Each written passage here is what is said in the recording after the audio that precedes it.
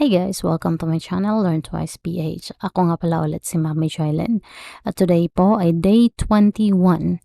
So 21 days na po tayo nagpo-promote ng Shopee Affiliate at dinodocument po natin yung journey natin sa pag-promote.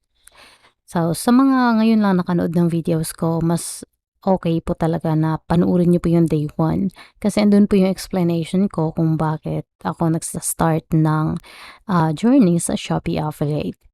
So as always, same target po tayo which is 15 videos daily at pwedeng mas lower niyan kung hindi talaga busy, hindi talaga available ka sa araw na to. For example, today, busy ka sa isang upload lang nagawa mo. So bumawi ka po sa the next day. So kailangan pumihit natin yun.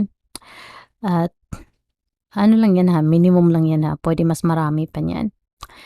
Ang na-learn ko po sa day 21 ay do not mention any website po sa video mo sa Shopee. Yung yung for example, mag-website ka ng google.com, facebook.com, TikTok, ganun, yung mga branded na websites, masikat na websites, wag na wag kang mag-mention. Kahit naman hindi sikat, basta merong .com, .net, mga ganun. Wag na wag kasi magkaka-violation po yung account mo.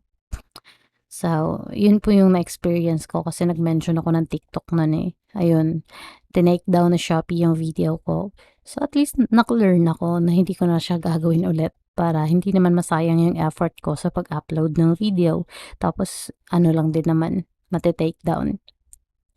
So, yan po yung na-learn ko for today. At if you're interested naman to join Shopee Affiliate, you can sign up po. At andyan po yung link sa description, pati yung promotional videos na link para maka-avail din po kayo. At feel free to comment if may mga questions po kayo or suggestions. So thank you so much for watching. Please like and subscribe.